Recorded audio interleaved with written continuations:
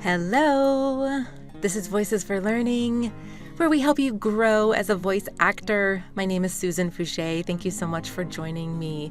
Today is Thursday, February 25th, and I am going to show you how to record in Audacity. It's actually been a really long time, but I just wanted to encourage you if you're new at this, that yes, you can record in Audacity. It is a free software, completely open source, completely downloadable. You just go to audacity.com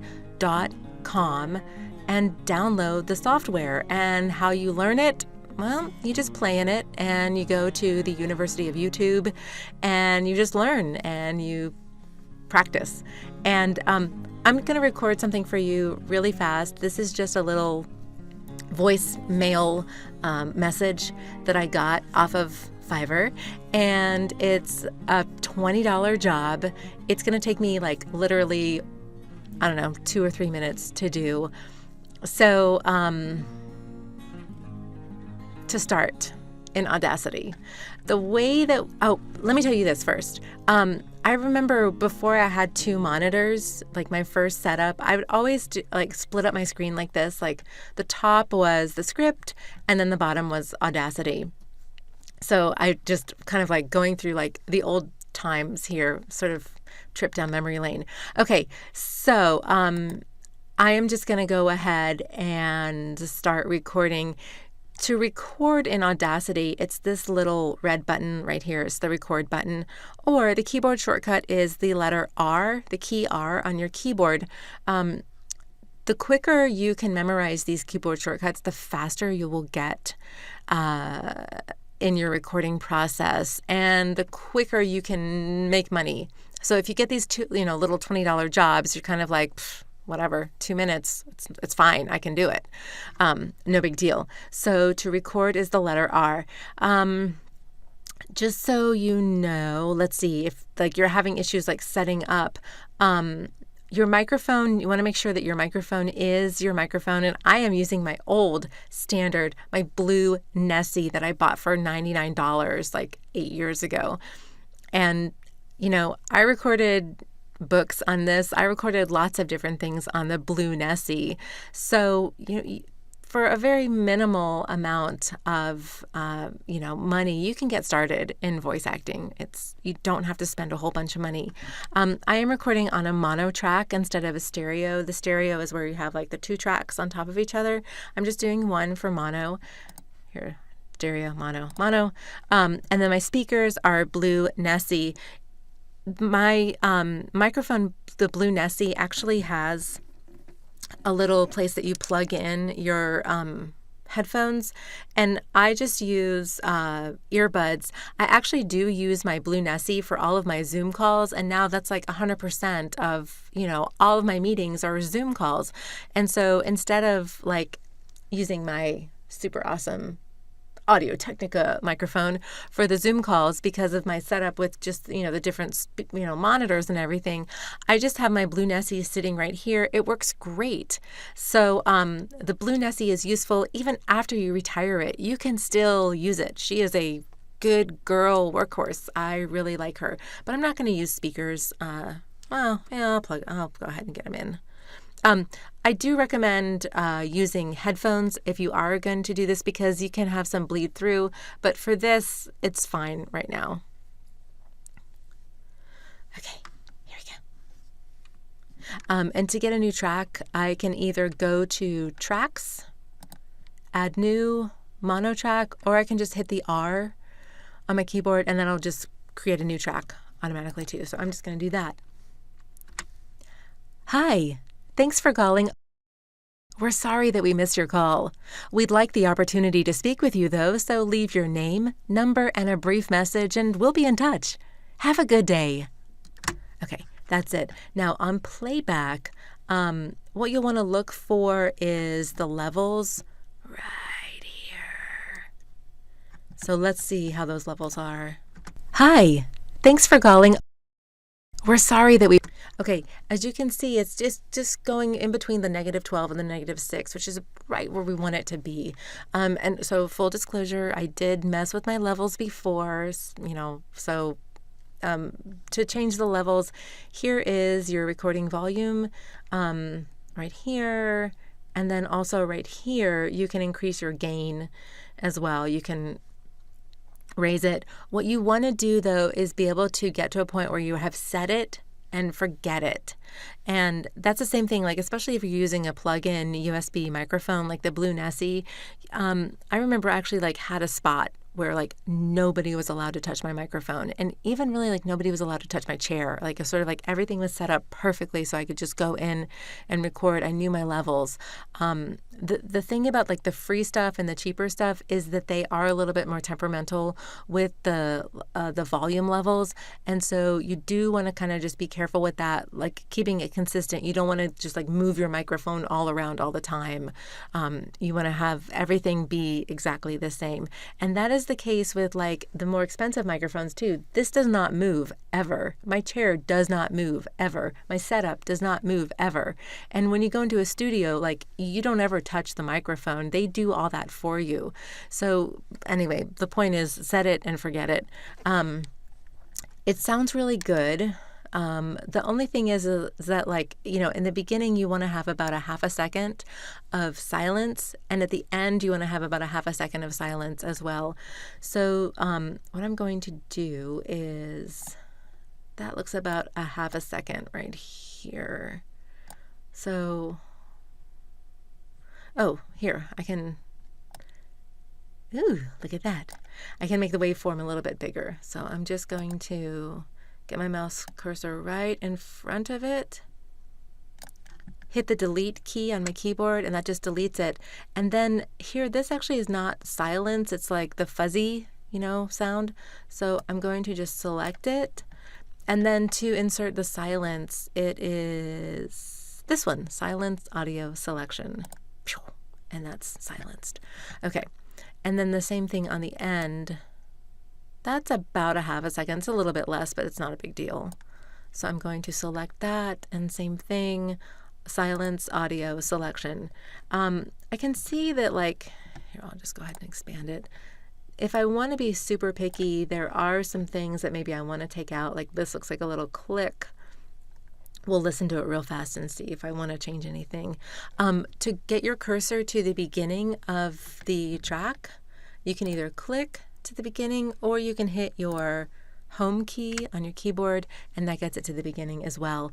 And then to play, you can either hit the green triangle up here, or, oh, look at that, the keyboard shortcut is the space bar. And that actually is really standard in pretty much all DAWs. R is for record, space bar is for playing. That is in like Studio One, RX7. I don't know about the Macintosh. You people are crazy. I stay away from all that. So let's listen to it. Hi, thanks for calling. We're sorry that we missed your call. We'd like the opportunity to speak with you though, so leave your name, number, and a brief message, and we'll be in touch. Have a good day. Okay, so this little thing right here, I may want to get rid of that little click. So what I'm going to do is I can use this little zoom in magnifying glass to zoom it in. Oh, look at that. Now you always want to just make sure you get like how the waveform is going. So I'm getting it on like the down. So same thing, I want to match it on the down. If you don't, it'll kind of like, you'll hear like a little bump or something. So that's just a delete. Let's listen. We're sorry. Okay, perfect. Okay, and then the breath is a little bit problematic. So I'm going to, oh, so yeah, you might make sure you want to select the area first and then hit the zoom, or else it's just not going to know what to zoom in on. Okay, so what I'm going to do is I'm going to keep that space, but so I'm not going to delete the breath where like I'm smushing those two pieces together like this. Here would be deleting it. I actually want a space. So let me Control Z or undo. Let me see how to undo. Yeah, edit to undo or Control Z. That's standard in every single application. So instead, I'm just going to insert a silence. So I've just got it selected. I'm just going to go ahead and select the whole thing. And then my insert silence, or Control L, and there it is. So let me zoom back out. And if you wanted to be really picky, you could, you know, put the silences right here. But remember, you know, this is a quick little thing. We want it to be excellent. We don't want it to be, it can't be perfect. So at this point, if you've got Audacity, this right here is excellent. You're fine. And let's listen to where the breath was. Your call. We'd like the opportunity to speak with you, though, so leave your name, number, and a brief message, and we'll be in touch. Okay, and that's it. That's all you do. The next step is to export, which is just simply File, Export. And this particular client, she has requested that I send it to her as an MP3. A lot of phone services have been traditionally, you always export it as a WAV file, but some of these new, like Microsoft systems, are requesting an MP3. So make sure that you ask your client what type of file format they want. It's either going to be a MP3 or a WAV. So we do an MP3. I'm going to save it in here, and I'm going to call it phone message. Okay, and then right down in here, the format options, the bit rate preset is probably fine. I honestly don't know what these mean, so just go with what they give you. Quality, we've got medium, standard, extreme, and insane. I would just stick with standard, but you can always play with it and see what insane and extreme actually means and how it sounds.